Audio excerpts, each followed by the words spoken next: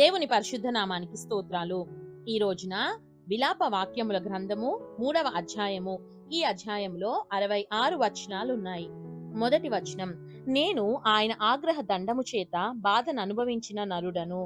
రెండవ వచనం, ఆయన కటిక చీకటిలోనికి దారి తీసి దానిలో నన్ను నడిపించుచున్నాడు. మూడవ వచనం, మాటి మాటికి దినమెల్లా ఆయన నన్ను దెబ్బలు కొట్టుచున్నాడు.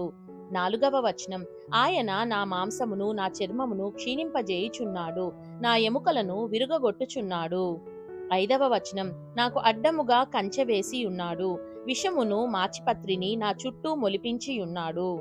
ఆరవ వచనం, పూర్వకాలమున చనిపోయిన వారు నివసించునట్లు ఆయన చీకటి గల స్థలములలో నన్ను నివసింపజేసి ఉన్నాడు.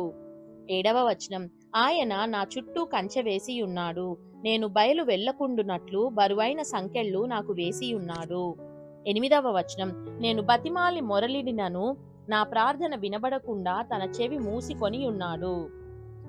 తొమ్మిదవ వచనం, ఆయన నా మార్గములకు అడ్డముగా చెక్కుడు రాళ్లు కట్టియున్నాడు, నేను పోజాలకుండా నా త్రోవలను కట్టివేసి ఉన్నాడు. 10వ వచనం, నా ప్రాణమునకు ఆయన పొంచియున్న ఎలుగుబంటి వలె ఉన్నాడు, చాటైన చోటులలో నుండు సింహము వలె ఉన్నాడు. 11వ వచనం, నాకు త్రోవ లేకుండా చేసి నా అవయవములను విడదీసి ఉన్నాడు, నాకు దిక్కు లేకుండా చేసి ఉన్నాడు. 12వ వచనం, విల్లు ఎక్కుపెట్టి బాణమునకు గురిగా ఆయన నన్ను నిలువబెట్టి ఉన్నాడు. 13వ వచనం, తన అంబుల పొదిలోని బాణములన్నీయు ఆయన నా ఆంత్రముల గుండా దూసిపోజేసెను.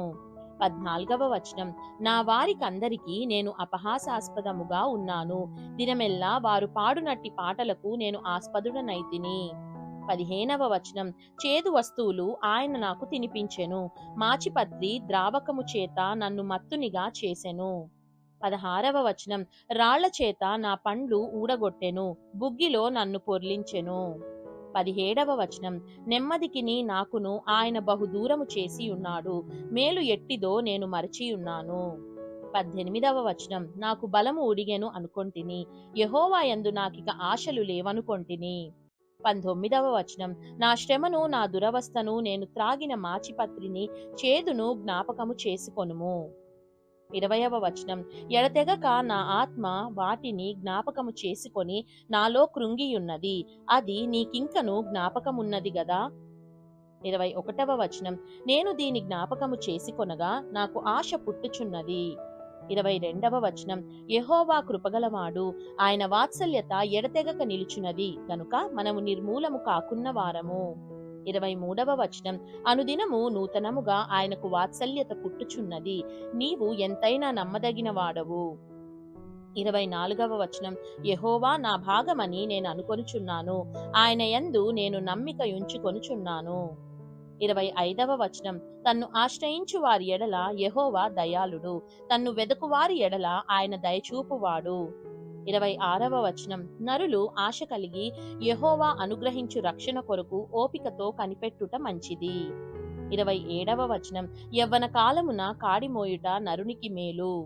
28వ వచనం, అతని మీద దానిని మోపినవాడు యెహోవాయే కనుక అతడు ఒంటరిగా కూర్చుండి మౌనముగా ఉండవలెను. 29వ వచనం, నిరీక్షణాధారము కలుగునేమోయని అతడు బూడిదలో మూతి పెట్టుకొనవలెను. 30వ వచనం, అతడు తన్ను కొట్టువాని తట్టు తన చెంపను త్రిప్పవలెను, అతడు నిందతో నింపబడవలెను. 31వ వచనం, ప్రభువు సర్వకాలము విడనాడడు. 32వ వచనం, ఆయన బాధ పెట్టినను తన కృపా సమృద్ధిని బట్టి జాలిపడును. 33వ వచనం, హృదయపూర్వకముగా ఆయన నరులకు విచారమునైనను బాధనైనను కలుగజేయడు. 34వ వచనం, దేశమునందు చెరపట్టబడిన వారినందరినీ కాళ్ల క్రింద త్రొక్కుటయు. 35వ వచనం, మహోన్నతుని సన్నిధిని నరులకు న్యాయము తొలగించుటయు. 36వ వచనం, ఒకరితో వ్యాజ్యమాడి వానిని పాడు చేయుటయు ప్రభువు మెచ్చు కార్యములు కావు. 37వ వచనం, ప్రభు సెలవు లేనిది మాట ఇచ్చి నెరవేర్చగలవాడెవడు. 38వ వచనం, మహోన్నతుడైన దేవుని నోట నుండి కీడును మేలును బయలువెల్లును గదా. 39వ వచనం, సజీవులేల మూల్గుదురు, నరులు తమ పాపశిక్షను బట్టి ఏల మూల్గుదురు. 40వ వచనం, మన మార్గములను పరిశోధించి తెలుసుకొని మనము యెహోవా తట్టు తిరుగుదము. 41వ వచనం. ఆకాశమందున్న దేవుని తట్టు మన హృదయమును మన చేతులను ఎత్తికొందము. 42వ వచనం. మేము తిరుగుబాటు చేసిన వారము, ద్రోహులము, నీవు మమ్మును క్షమింపలేదు. 43వ వచనం. కోపము ధరించుకొనిన వాడవై నీవు మమ్మును తరుముచున్నావు, దయతలచక మమ్మును చంపుచున్నావు. 44వ వచనం. మా ప్రార్థన నీ యొద్ద చేరకుండా నీవు మేఘము చేత నిన్ను కప్పుకొని ఉన్నావు. 45వ వచనం. జనముల మధ్య మమ్మును మస్టుగాను చెత్తగాను పెట్టియున్నావు. 46వ వచనం. మా శత్రువులందరూ మమ్మును చూచి ఎగతాళి చేసెదరు. 47వ వచనం. భయమును గుంటయు పాడును నాశనమును మాకు తటస్థించినవి. 48వ వచనం. నా జనులకు కలిగిన నాశనమును నేను చూడగా నా కన్నీరు ఏరులై పారుచున్నది. 49వ వచనం. యెహోవా దృష్టియుంచి ఆకాశము నుండి చూచు వరకు. 50వ వచనం. నా కన్నీరు ఎడతెగక కారుచుండును. 51వ వచనం. నా పట్టణపు కుమార్తెలనందరినీ చూచుచు నేను దుఃఖాక్రాంతుడనైతిని. 52వ వచనం. ఒకడు పక్షిని తరుమునట్లు శత్రువులు నిర్నిమిత్తముగా నన్ను వెనువెంట తరుముదురు. 53వ వచనం. వారు చెరసాలలో నా ప్రాణము తీసివేసిరి, నా పైన రాయియుంచిరి. 54వ వచనం. నీళ్లు నా తల మీదుగా పారెను, నాశనమైతినని నేననుకొంటిని. 55వ వచనం. యెహోవా, అగాధ జలమైన బందీగృహములో నుండి నేను నీ నామమును బట్టి మొరలిడగా. 56వ వచనం.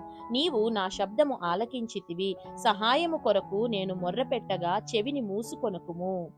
57వ వచనం. నేను నీకు మొరలిడిన దినమున నీవు నా యొద్దకు వచ్చితివి, భయపడకుమి అని నీవు చెప్పితివి. 58వ వచనం. ప్రభువా, నీవు నా ప్రాణ విషయమైన వ్యాజ్యములను వాదించితివి, నా జీవమును విమోచించితివి. 59వ వచనం. యెహోవా, నాకు కలిగిన అన్యాయము నీవు చూచియున్నావు, నా వ్యాజ్యము తీర్చుము.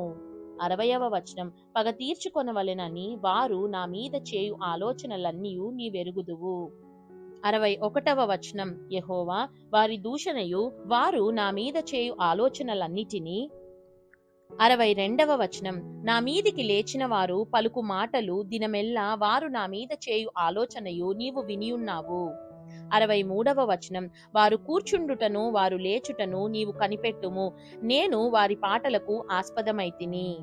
64వ వచనం. యెహోవా, వారి చేతి క్రియను బట్టి నీవు వారికి ప్రతీకారము చేయుదువు. 65వ వచనం. వారికి హృదయ కాఠిన్యము నిత్తువు, వారిని శపించుదువు. 66వ వచనం. నీవు కోపావేశుడవై వారిని తరిమి యెహోవా యొక్క ఆకాశము క్రింద నుండకుండా వారిని నశింపచేయుదువు. దేవుడు చదవబడిన పరిశుద్ధ వాక్యాన్ని మనందరి వినికిడిలో దీవించి మనల్ని ఆశీర్వదించునుగాక. ఆమేన్.